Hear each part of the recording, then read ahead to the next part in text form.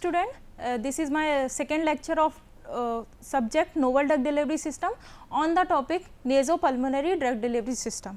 So, in this lecture we cover the following topics such as factor affecting the nasal absorption and the formulation approaches used for nasal drug delivery system.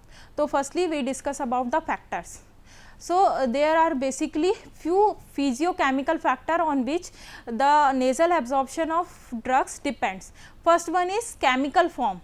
So, हम क्या करते हैं, drugs को हमेशा किसी ना किसी chemical form में देते हैं, या तो आपकी ड्रग प्योर फॉर्म में यूज़ करते हैं या फिर उसका सॉल्ट या ईस्टर डेरिवेटिव यूज़ किया जाता है.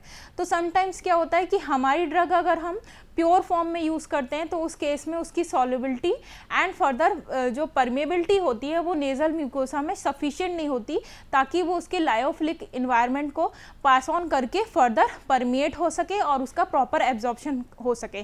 तो उस केस में क्या करते हैं, हम स्ट्रक्चर मॉडिफिकेशन अप्रोचेस को यूज़ करते हैं. स्ट्रक्चर मॉडिफिकेशन क्या होता है? It is the chemical modification of any molecular substance of drug use to modify its physiochemical properties so that it can be utilized for enhanced nasal absorption of drug candidate. For example, अगर हम हमारे drug candidate का salt और Easter formulation use करें तो salt और Easter formulation pure drug के compare में better solubility and better nasal absorption and permeability show करती. तो उस केस में हम केमिकल फॉर्म चूज़ करते हैं कि whatever chemical form is suitable for our nasal drug delivery system. Second factor is molecular weight. तो always the absorption is inversely proportional to molecular weight. तो अगर आपकी ड्रग का मॉलिकुलर वेट जितना ज़्यादा इंक्रीज होगा उसके एब्जॉर्प्शन में उतनी प्रॉब्लम होगी. According to literature survey it is reported that the nasal absorption falls sharply for a drug molecule with the molecular weight greater than 1000 dalton. तो अगर आपकी ड्रग कैंडिडेट का जो वेट है 1000 डाल्टन तक है तो उस केस में वो ईजिली एब्जॉर्ब हो जाएगा, आपको कोई नोवल अप्रोचेस यूज़ करने की ज़रूरत नहीं है. लेकिन अगर आपकी ड्रग कैंडिडेट का मॉलिकुलर वेट इंक्रीज होता है तो उस केस में आपको फर्दर उसकी परमेबिलिटी और एब्जॉर्प्शन को इन्हेंस करने के लिए फर्दर अप्रोचेस चूज़ करने पड़ेंगे. Third factor is polymorphism. अब पॉलीमॉर्फिज्म क्या होता है? Polymorphism it is the capacity of any substance to crystallize in more than one crystalline form. It is known as polymorphism. Suppose हमारे पास एक्स ड्रग कैंडिडेट है और वो क्रिस्टलाइज होके 3 क्रिस्टलाइन फॉर्म बनाता है, अल्फ़ा, बीटा और गामा.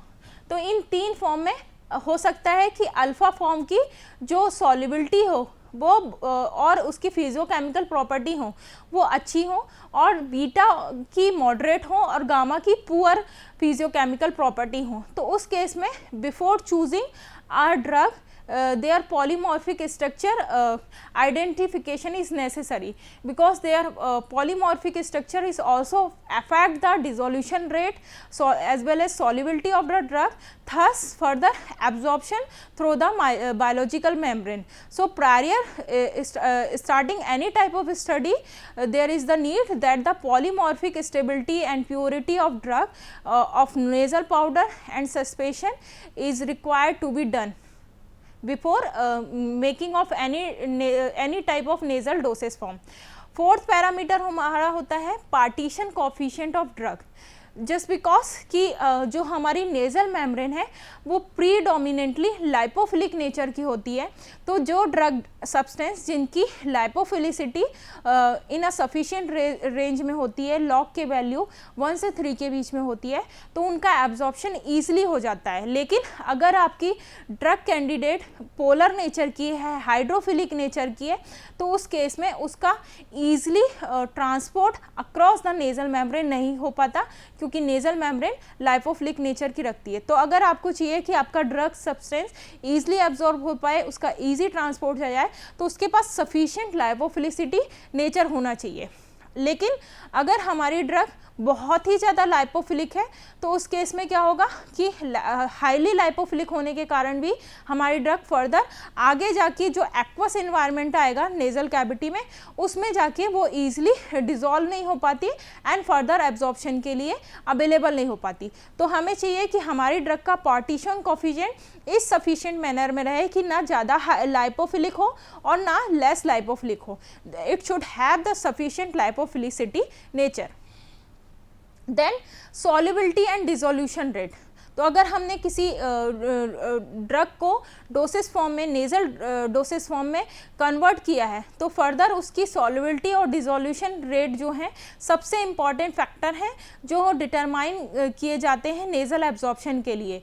फॉर एग्जांपल अगर हमने कोई पाउडर या सस्पेंशन बनाया है तो उस पाउडर की फर्दर हमारी सॉल्युबिलिटी कैसी है वो फर्दर डिपेंड करेगी हमारे पाउडर में जो पार्टिकल्स प्रेजेंट है उनके साइज़ पे। अगर हमारे पार्टिकल्स का साइज़ ज़्यादा है तो उस केस में क्या होगा, उसका सरफेस एरिया डिक्रीज हो जाएगा और सरफेस एरिया डिक्रीज हो जाएगा तो उसकी सॉल्युबिलिटी डिक्रीज होगी एंड सॉल्युबिलिटी डिक्रीज होगी तो फर्दर हमारा डिसोल्यूशन रेट भी डिक्रीज होगा। एंड वहीं हमारे अगर पार्टिकल्स का साइज़ लेस है तो उस केस में हमारा सरफेस एरिया इंक्रीज होगा and further solubility and dissolution rate increase होंगे एंड फर्दर नेजल एब्जॉर्प्शन भी इंक्रीज होगा। तो हमें हमेशा देखना है कि हमारे जो हमने ड्रग पार्टिकल्स लिए हैं या एक्सिपिएंट लिए हैं उनकी सॉल्युबिलिटी एंड डिसोल्यूशन रेट कितना है, क्योंकि उसी पे फर्दर हमारे नेजल कैविटी में ड्रग का एब्जॉर्प्शन डिपेंड करेगा। 6th parameter is particle size. तो नेजल कैविटी में हम एब्जॉर्प्शन की बात करें तो it is already reported that कि अगर हमारे पार्टिकल्स का साइज़ 10 to 20 माइक्रोमीटर तक रहता है तो उस केस में जो ड्रग के पार्टिकल्स हैं वो हमारे नेजल कैविटी में डिपॉजिट होंगे rather than other type of particles. लेकिन फर्दर अगर हमारे पार्टिकल्स का साइज़ लेस देन 2 माइक्रोमीटर हो जाता है तो उस केस में वो नेजल कैविटी में रिटेन ना होकर लंग एरिया में पास ऑन हो जाते हैं। एंड फर्दर इफ़ हमारे जो पार्टिकल्स हैं ड्रग पार्टिकल्स हैं उनका साइज़ ग्रेटर देन 20 माइक्रोमीटर होता है तो उस केस में वो म्यूकोसिलियरी क्लियरेंस के थ्रू रिमूव आउट हो जाते हैं सिस्टेमिक सर्कुलेशन में से और एक्सहेल कर दिए जाते हैं by the air in the external environment. Then there are few barrier present in the nasal absorption. तो यहाँ पे कुछ प्रॉब्लम्स हैं जो बैरियर की तरह वर्क करती हैं नेजल एब्जॉर्प्शन ऑफ ड्रग्स, जो प्रिवेंट करती हैं कि most of the drug candidate हमारे नेजल कैविटी में जिनको एब्जॉर्ब होना चाहिए उनका पुअर एब्जॉर्प्शन या पुअर ट्रांसपोर्ट शो होता है। तो ये बेसिक प्रॉब्लम क्या है, देयर आर 3 बेसिक प्रॉब्लम। सबसे बेसिक प्रॉब्लम है हमारी लो बायोबिलिटी। लो बायोबिलिटी क्यों होती है, क्योंकि हमारी जो पोलर टाइप की ड्रग्स होती हैं जैसे कि प्रोटीन, पेप्टाइड्स, हाइड्रोफिलिक टाइप की ड्रग्स, तो हमारी नेजल कैविटी के लाइपोफिलिक नेचर के कारण उनकी प्रॉपर मेम्ब्रेन परमेबिलिटी नहीं हो पाती बाय द नेजल मेम्ब्रेन और फर्दर वो लो बायोबिलिटी शो करते हैं इन केस और कि अगर उनका हायर मॉलिकुलर वेट है, हाईली कॉम्प्लेक्स प्रोटीन या पेप्टाइड स्ट्रक्चर है। Second problem is low membrane transport. जो हमारे नेज़ल सरफेस होती हैं उनमें हमेशा म्यूकस का सिक्रीशन होता रहता है एंड बाय द ये जो म्यूकस सिक्रीट होता है उसमें रैपिड क्लियरेंस होने लगता है। जो एडमिनिस्टर्ड फॉर्मुलेशंस होती हैं उनका बाय द म्यूकोसिलियरी क्लियरेंस। इसके कारण आपकी जो ड्रग है उसका डोसेस फॉर्म लॉन्ग टाइम के लिए आपके नेज़ल सरफेस में रिटेन नहीं रह पाता। फॉर एग्जांपल जैसे लिक्विड्स होते हैं, लिक्विड एंड पाउडर फॉर्मुलेशन होते हैं, उनके साथ मेनली ये प्रॉब्लम होती है क्योंकि उनका रैपिड क्लियरेंस हो जाता है नेजल कैविटी से। Third major barrier factor is that enzymatic degradation. तो जो आपके नेजल सिक्रीशंस होते हैं उनमें कुछ प्रोटीन्स और पेप्टाइड्स प्रेजेंट होते हैं और इन प्रोटीन पेप्टाइड्स के साथ साथ नेजल सिक्रीशंस में हमारे कुछ एंजाइम्स भी प्रेजेंट होते हैं जैसे एक्सोपेप्टाइडेज, एंडोपेप्टाइडेज, जो प्रोटीन और पेप्टाइड्स ड्रग्स का डिग्रेडेशन कर देते हैं जिसके कारण फर्दर आपकी ड्रग मेटाबोलाइज हो जाती है और उसकी फर्दर बायोबिलिटी डिक्रीज हो जाती है। तो ये मेजर बैरियर है जिसके कारण ड्रग्स का प्रॉपर नेजल एब्जॉर्प्शन नहीं हो पाता और they are the not suitable candidate for nasal absorption. तो हम इन बैरियर प्रॉब्लम्स को ओवरकम करने के लिए, सर्कमवेंट करने के लिए फर्दर अप्रोचेस को यूज़ करते हैं ताकि हमारा नेजल डिलीवरी प्रॉपर मैनर में हो सके। तो फर्दर उसको देखने से पहले हमें पता होना चाहिए कि एब्जॉर्प्शन पाथवे क्या होता है। तो हमारी नेज़ल कैविटी से, अभी मैं बता चुकी, नेज़ल कैविटी से जब ड्रग एब्जॉर्ब होती है तो ऑल्फैक्टरी एपिथेलियम में भी कुछ ड्रग एब्जॉर्ब होती है, वहाँ से वो अल्फैक्टरी टिश्यूज़ में जाती है और डायरेक्टली ब्लड ब्रेन बैरियर को बाईपास करके डायरेक्टली ब्रेन टिश्यू में डिलीवर हो जाती है। सेकेंड पाथवे में क्या होता है, आपकी नेज़ल कैविटी से ड्रग एब्जॉर्ब होकर सिस्टमिक सर्कुलेशन ब्लड में जाती है और वहाँ से भी फर्दर डिफरेंट ऑर्गन और टिश्यूज़ में जाती है, जहाँ से ये सेरिब्रोस्पाइनल फ्लूइड में भी फर्दर जाती है। कुछ ड्रग्स जो होती है वो लिम्फॉइड ऑर्गन्स में भी जाती है, लिम्फॉइड ऑर्गन से फर्दर टिश्यूज़ और ऑर्गन में डिलीवर्ड होती है। तो ड्रग जो कि जिनका पुअर एब्जॉर्प्शन होता है, जैसे कि इंसुलिन, और जिनका हेपेटिक फॉस्फोराइलेशन बहुत ज़्यादा होता है जैसे कि प्रोपेनॉल, तो उनको हम फर्दर नेज़ल रूट से दे सकते हैं, नेज़ल म्यूकोसा से दे सकते हैं ताकि उनका फर्दर एब्जॉर्प्शन इंक्रीज़ हो सके। तो यहाँ पे जो हमारी ऑल्फैक्टरी एपिथेलियम है एक पोर्टल पाथवे की तरह वर्क करती है जो सब्सटेंसेस की डायरेक्ट सीएनएस या पेरिफेरल सर्कुलेशन में डिलीवरी कराते हैं। Then come to the strategy part to improve the nasal absorption. तो अभी हमने बैरियर्स की बात की कि हमारे 3 मेन बैरियर्स हैं। पहला क्या है कि हमारी ड्रग की लो वायबिलिटी होती है जो कि प्रोटीन नेचर के होते हैं या पोलर नेचर के होते हैं, फर्दर उनका लो ट्रांसपोर्ट होता है एंड फर्दर उनका डिग्रेडेशन हो जाता है। तो हम उन प्रॉपर्टीज़ को चेंज करने के लिए या ड्रग के एब्जॉर्प्शन को चेंज करने के लिए फर्दर हम कुछ स्ट्रेटेजीज फॉलो करते हैं। First one is use of permeation enhancers. तो परमिएशन इन्हेंसर्स क्या होते हैं, ये वो केमिकल सब्सटेंस होते हैं जो कहीं ना कहीं बायोलॉजिकल मेम्ब्रेन की प्रॉपर्टीज़ को अल्टर कर देते हैं ताकि फर्दर ड्रग्स का एब्जॉर्प्शन इंक्रीज हो सके इन अ रिवर्सिबल मैनर। जब आप परमिएशन इन्हेंसर्स को रिमूव आउट करोगे तो वो फर्दर बायोलॉजिकल मेम्ब्रेन्स या एरिया अपने जो ओरिजिनल स्ट्रक्चर है उसको गेन कर लेती है। तो यहाँ पे मेनली हम जो परमिएशन इन्हेंसर्स यूज़ करते हैं उसमें पहले आते हैं वाइल्ड सॉल्ट्स और उसके डेरिवेटिव जैसे कि sodium deoxycholate, sodium glycocholate, sodium taurodihydrofusidate. तो ये मेनली इनका मैकेनिज्म ऑफ एक्शन क्या होता है, ये क्या करते हैं, डिस्टर्ब कर देते हैं मेम्ब्रेन को, जो हमारी लाइपोफिलिक मेम्ब्रेन है नेज़ल सरफेस की, तो ये उसकी लाइपोफिलिसिटी को कहीं ना कहीं मैनेज कर देते हैं या फिर उसको डिक्रीज कर देते हैं ताकि फर्दर जो हमारी हाइड्रोफिलिक या पोलर ड्रग है उनका एब्जॉर्प्शन इंक्रीज हो सके। सेल्स के बीच में जो ओपन टाइट जंक्शंस प्रेजेंट होते हैं उनको ओपन कर देते हैं ताकि फर्दर उनका एब्जॉर्प्शन इंक्रीज हो सके। एंजाइम जो आपके नेजल सिक्रीशंस में प्रेजेंट होते हैं उनको ये इनहिबिट कर देते हैं एंड म्यूकोलाइटिक एक्टिविटी को भी इनहिबिट कर देते हैं। Then second category surfactant. Surfactant में आते हैं आपके polyglycols, saponins, sodium lauryl sulphate. ये क्या करते हैं, ये भी मेम्ब्रेन को कहीं ना कहीं डिस्टर्ब करते हैं जिसके कारण आपकी पोलर ड्रग्स का एब्जॉर्प्शन इंक्रीज होता है। देन चिलेटिंग एजेंट, इसमें आपके आता है EDTA, सैलिसिलेट्स। ये भी जो सेल्स के बीच में टाइट जंक्शंस होते हैं उनको ओपन कर देते हैं। देन फैटी एसिड्स, इसमें आपके आते हैं सोडियम लॉरेट, फॉस्फोलिपिड, सोडियम कैप्रोलेट। ये भी आपके जो लाइपोफिलिक मेम्ब्रेन्स होती हैं उनको डिस्टर्ब कर देते हैं। Then another approach is bio adhesive material powders. तो यहाँ पे हम क्या करते हैं, जो बायो एडेसिव मटेरियल हैं जैसे कि चिटोसन है, कार्बोपॉल है या स्टार्च माइक्रोस्फीयर है, इनको हमारी ड्रग फॉर्मुलेशन को इनके साथ देते हैं। तो इनके म्यूको एडहेसिव नेचर के कारण आपका जो ड्रग फॉर्मुलेशन है लॉन्ग टाइम के लिए नेज़ल कैविटी में अवेलेबल रहता है, जिसके कारण उनका नेज़ल क्लियरेंस जो होता है वो रिड्यूस हो जाता है एंड फर्दर ये जो हमारे टाइट जंक्शंस हैं उनको भी ओपन करने का काम करते हैं, जिसके कारण फर्दर ड्रग का एब्जॉर्प्शन इंक्रीज हो जाता है। देन फर्दर लिक्विड्स जिसमें कि आपके चिटोसन और कार्बोपॉल है, ये भी नेज़ल क्लियरेंस को रिड्यूस करते हैं और टाइट जंक्शन को ओपन करते हैं। Then second strategy prodrug approach, prodrug, जब हमारा जो ड्रग कैंडिडेट है हम उसकी इनएक्टिवेट फॉर्म या प्रो फॉर्म में उसको कन्वर्ट कर दें, जो बॉडी में जाने के बाद, आपकी नेज़ल कैविटी में जाने के बाद अपनी ड्रग की एक्टिव फॉर्म में कन्वर्ट हो जाए, तो इस अप्रोच को हम बोलते हैं pro drug approach.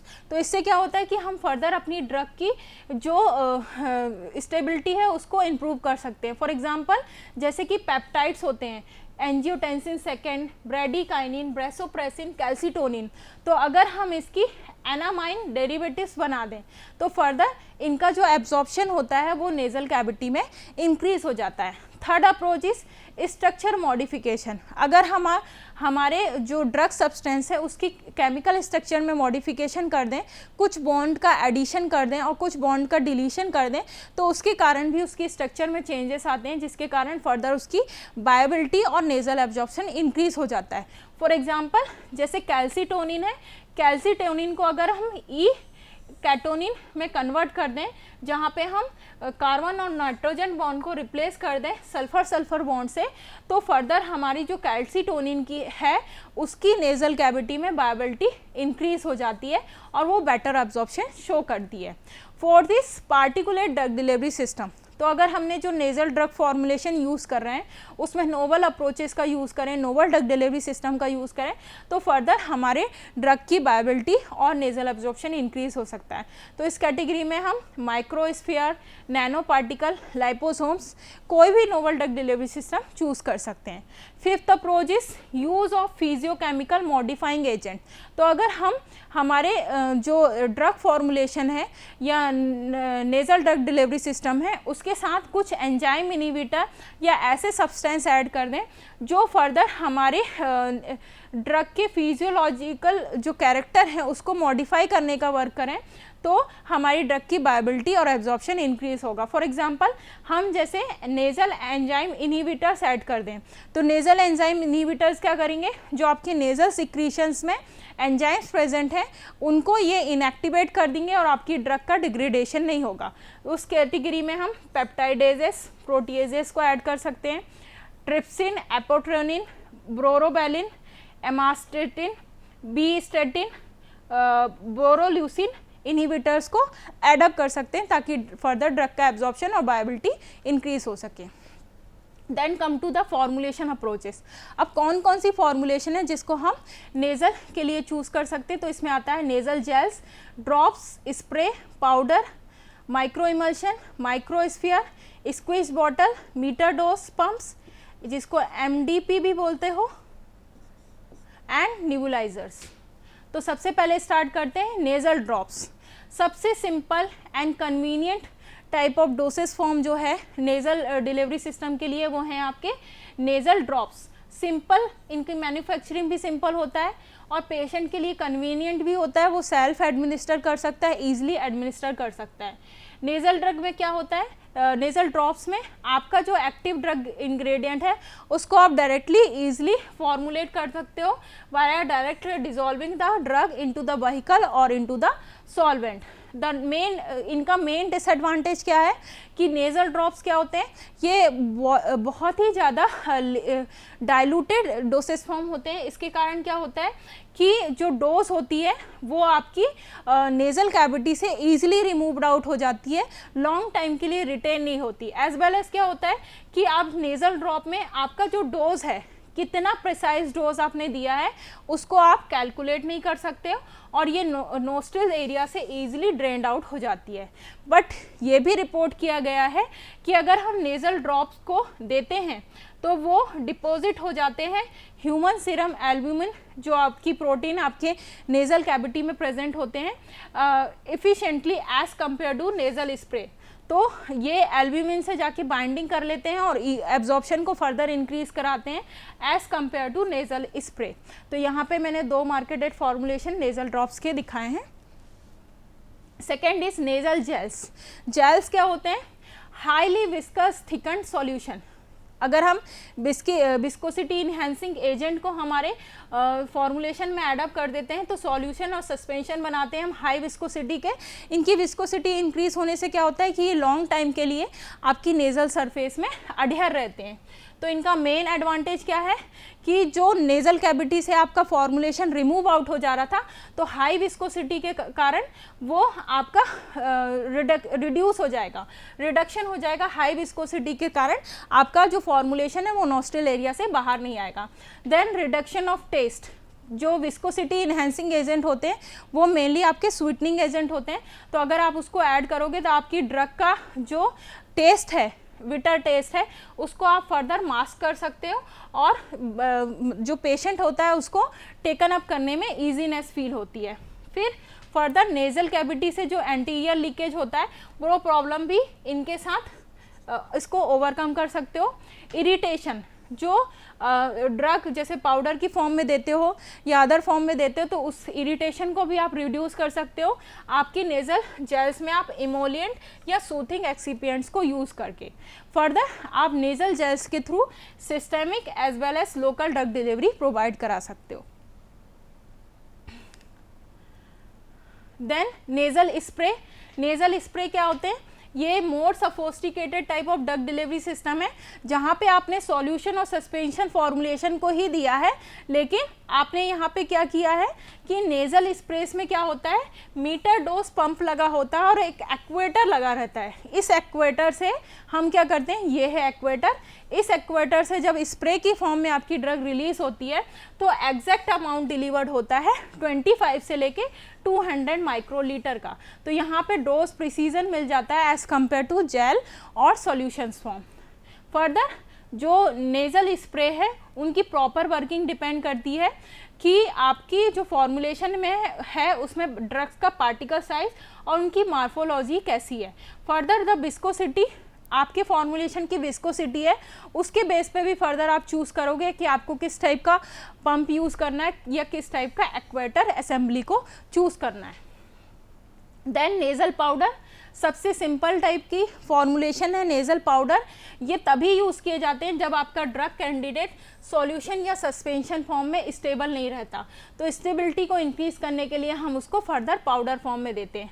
Powder dosage form में क्या होता है, कोई भी प्रिजर्वेटिव एंड अदर सब्सटेंस नहीं प्रेजेंट होते, तो इनकी स्टेबिलिटी भी हाई होती है। बट फर्दर जो पाउडर होती हैं उनकी सुटेबिलिटी डिपेंड करती है कि जो हमने पाउडर सब्सटेंस दिया है उसकी सॉल्युबिलिटी क्या होगी, उसमें जो पार्टिकल्स प्रेजेंट है उनका पार्टिकल साइज़ क्या होगा, एंड फर्दर उनकी एरोडायनामिक प्रॉपर्टी कि वो फर्दर इरिटेशन तो कॉज नहीं करेंगे नेज़ल में। तो ये सब पैरामीटर हमें देखने पड़ते हैं prior to formulation of any type of nasal powder. तो लोकल एप्लीकेशन के लिए हम नेज़ल पाउडर चूज़ करते हैं। एंड फर्दर फॉर एग्जांपल इसमें nasal powder intranasal powder form of glucagon, अगर ग्लूकागॉन की पाउडर फॉर्म दी जाए पेशेंट में जिसमें ब्रेंकियोटॉमी की गई है, तो उसमें इम्प्रूव्ड मेटाबॉलिक स्टेटस मिलता है फैटी लीवर सिंड्रोम के लिए जब उसका इंट्रानेज़ल पाउडर दिया जाता है। Then nasal micro emulsions, micro emulsion क्या है, they are the isotropically clear thermodynamic stable products और इनमें droplet size less than 0.15 micrometer होता है। और मेनली इनमें क्या होता है कि नेज़ल माइक्रोस्फीयर्स में आपके ऑयल फेस प्रेजेंट होती है, एक सर्फेक्टेंट प्रेजेंट होता है और साथ में एक एक्वस फेस भी होती है। तो mainly oil in water type के माइक्रो इमल्शंस को चूज़ किया जाता है for poorly water soluble drugs, because इस टाइप के जो माइक्रो इमल्शंस होते हैं वो हाई सॉल्युबलाइजेशन कैपेसिटी रहती है, जिसके कारण वो पुअरली वाटर सॉल्युबल ड्रग के लिए easily environment absorption environment provide कराते हैं। Then mucoadhesive microsphere, mucoadhesive microsphere क्या है, ये specialised type of novel drug delivery system है जिनको नेज़ल प्रोडक्ट्स का नेज़ल कैविटी में जो कांटेक्ट टाइम है उसको इंक्रीज करने के लिए चूज़ किया गया है। तो माइक्रोस्फीयर्स क्या होते हैं कि इनमें हम बायोएडहेसिव एजेंट वगैरह एडअप कर देते हैं, तो ये जैसे ही आपके नेज़ल कैविटी के सिक्रीशंस के कांटेक्ट में आते हैं ये सॉइल अप हो जाते हैं और एक जेल फॉर्म कर देते हैं, और इस जेल के कारण फर्दर इनका जो एडहेशन टाइम होता है वो नेज़ल म्यूकोसा में फर्दर इंक्रीज हो जाता है। आइडियल माइक्रोस्फीयर जो होते हैं उनमें पार्टिकल्स का साइज जो होता है 10 से 50 माइक्रोमीटर्स के बीच में होता है, और इस टाइप की फॉर्मुलेशन मेनली चूज़ की जाती है वाटर इनसॉल्युबल और पुअरली वाटर सॉल्युबल सब्सटेंसेस के लिए। इनमें म्यूको एडहेसिव टाइप के माइक्रोस्फीयर बनाने के लिए हम मेनली जो पॉलीमर्स यूज़ करते हैं वो है starch, dextran, hyaluronic acid, carbopol and chitosan. Then squeeze bottle, squeeze bottle क्या होती है, ये सिंपल टाइप की बॉटल्स होती हैं जिनको आप सिंपल प्रेस करते हैं और इसमें से आपका फॉर्मुलेशन बाहर आता है। तो ये मेनली नेज़ल कंजेशन की जो प्रॉब्लम्स होती हैं उसके लिए चूज़ की जाती है, बट इनसे भी आप फर्दर प्रिसाइज डोज डिलीवर नहीं कर सकते हो। Then meter dose inhaler, meter dose inhaler क्या होते हैं कि आप में ये एक डिवाइस होती है मीटर डोज इनहेलर, जिसमें आप अपनी फॉर्मुलेशन का कंटेनर लगाते हो और उससे एक particular amount of drug patient के नोज़ में रिलीज होता है। तो ये मीटर डोज इनहेलर्स क्या होते हैं, ये किसी भी सॉल्यूशन, सस्पेंशन, इमल्शन, किसी भी फॉर्मुलेशन को डिलीवर करने के लिए चूज़ किए जाते हैं इन अ एग्जैक्ट अमाउंट। तो जो इनका अमाउंट होता है मीटर डोज इनहेलर से हम 25 से 200 माइक्रोलीटर तक का जो डोसेस फॉर्म है उसको हम डिलीवर कर सकते हैं। और इसमें जब हम किसी भी फॉर्मुलेशन को चूज़ करते हैं तो हमेशा रिक्वायर्ड रहता है कि पार्टिकल्स का साइज़ जो हो 10 माइक्रोमीटर से बिलो होना चाहिए। फर्दर जो डोज एक्यूरेसी होती है मीटर डोज इनहेलर्स में वो डिपेंड करती है surface tension and viscosity of formulation. इनमें फर्दर जो हमारा मीटर डोज इनहेलर्स होते हैं उनमें एक कनिस्टर पहले से लगा होता है जिसके अंदर प्रोपेलेंट भरे होते हैं। तो ये प्रोपेलेंट क्या करते हैं, जो आपका ड्रग सॉल्यूशन या इमल्शन, सस्पेंशन जो भी आता है उसके साथ प्रोपेलेंट के पार्टिकल्स मिक्सअप हो जाते हैं और आपके ड्रग फॉर्मुलेशन को एक गैस स्ट्रीम की फॉर्म में डिलीवर्ड करती है। तो मीटर डोज इनहेलर्स में जो हम प्रोपेलेंट यूज़ करते हैं वो है propane, n butane, isobutane and dimethyl ethers. Then nebulizers, nebulizers क्या है, ये एक ड्रग डिलीवरी टाइप की डिवाइसेस हैं जो मेनली यूज़ की जाती हैं for the inhalation therapy. Inhalation therapy में क्या होता है कि जिन पेशेंट को ब्रीदिंग का प्रॉब्लम होता है तो उस केस में हम निबुलाइजर्स यूज़ करते हैं। निबुलाइज़र ये आपका पोर्टेबल टाइप की डिवाइसेस नहीं है क्योंकि ये लार्ज असेंबली होती है जिसको आप इन पेशेंट चैम्बर में ही रख सकते हो। तो फर्दर जब हम इनहेलेशन थेरेपी देते हैं तो साथ में हमारा ड्रग का कंटेनर हम निबुलाइज़र के साथ अटैच कर देते हैं। तो जब उसके लिए जो एयर पास ऑन होती है उसी के साथ हमारी ड्रग मिस्ट की फॉर्म में पेशेंट के माउथ और नोज दोनों तक डिलीवर्ड होती है। तो मोस्ट कॉमनली जो निबुलाइज़र हमारे हॉस्पिटल्स में यूज़ किया जाता है वो है जेट निबुलाइज़र। जेट निबुलाइज़र जिसको एयर निबुलाइज़र भी बोलते हैं। इसमें जैसे ही आप निबुलाइज़र ऑन करते हो तो जो गैस ऑन पास ऑन होती है उसके साथ हमारी ड्रग भी मिस्ट की फॉर्म में पेशेंट के माउथ और नोज़ पे डिलीवर्ड होती है। फिर ये तभी यूज़ किए जाते हैं जब पेशेंट को ब्रीदिंग की प्रॉब्लम्स होती है। और मेन एडवांटेज क्या है जेट टाइप के निबुलाइज़र का कि इनका लो ऑपरेशन कॉस्ट होता है और आपको ज़्यादा एफर्ट्स नहीं लगाने पड़ते पेशेंट को देने के लिए। Then evaluation of nasal drug delivery system. पहला इवेल्यूएशन पैरामीटर है फिजियोकेमिकल पैरामीटर, जिसमें हम जो हमारा डोसेस फॉर्म है उसकी फिजियोकेमिकल प्रॉपर्टीज़ का डिटर्मिनेशन करते हैं, जैसे viscosity measurement, pH measurement, refractive index measurement. Second type of evaluation parameter होते हैं in vitro studies. In vitro studies में हम देखते हैं कि हमने जो नेज़ल फॉर्मुलेशन बनाया है वो हमारी नेज़ल म्यूकोसा या नेज़ल मेम्ब्रेन से परमिएट हो पाएगा कि नहीं। तो उसके लिए हम इन विट्रो जो हमारा एनिमल मॉडल होता है उसमें से नेज़ल मेम्ब्रेन को रिमूव आउट करते हैं और उसको एक असेंबली ऊसिंग चैम्बर जिसको बोलते हैं उसमें अडहेयर करते हैं और फॉर्मुलेशन को अप्लाई करते हैं। फॉर्मुलेशन को हम नेज़ल मेम्ब्रेन पे अप्लाई करते हैं और फिर उसका कितना परमिएशन हो रहा है हमारी नेज़ल मेम्ब्रेन से उसको हम देखते हैं। एक्स वाइवो में हम ex vivo nasal permeation study करते हैं, इन वाइवो में हम different type of animal model लेके हम फर्दर स्टडीज़ करते हैं। Then come to the application part. तो नेज़ल ड्रग डिलीवरी सिस्टम से हम डिलीवरी करा सकते हैं, एप्लीकेशन में हम डिलीवरी करा सकते हैं नॉन पेप्टाइड फार्मास्यूटिकल की। नॉन पेप्टाइड फार्मास्यूटिकल में आपके आते हैं जैसे एड्रिनल कॉर्टिकोस्टेरॉइड्स की डिलीवरी, सेक्स हार्मोन्स की डिलीवरी, विटामिन्स, कार्डियोवास्कुलर ड्रग्स की डिलीवरी, CNS स्टिमुलेंट्स की डिलीवरी, नारकोटिक एंटागोनिस्टिक की डिलीवरी, हिस्टामिन एंटाहिस्टामिनिक्स की delivery, anti migratory drug, antibiotic antiviral drugs की डिलीवरी। तो ये सारे हमारे नॉन पेप्टाइड ड्रग हैं जिनको हम बाया नेजल रूट्स दे सकते हैं। सेकेंड है delivery of peptide based pharmaceutical. तो जो ड्रग हमारी हाइड्रोफिलिक या पोलर नेचर की होती हैं उनका पुअर एब्जॉर्प्शन होता है due to the high molecular wait.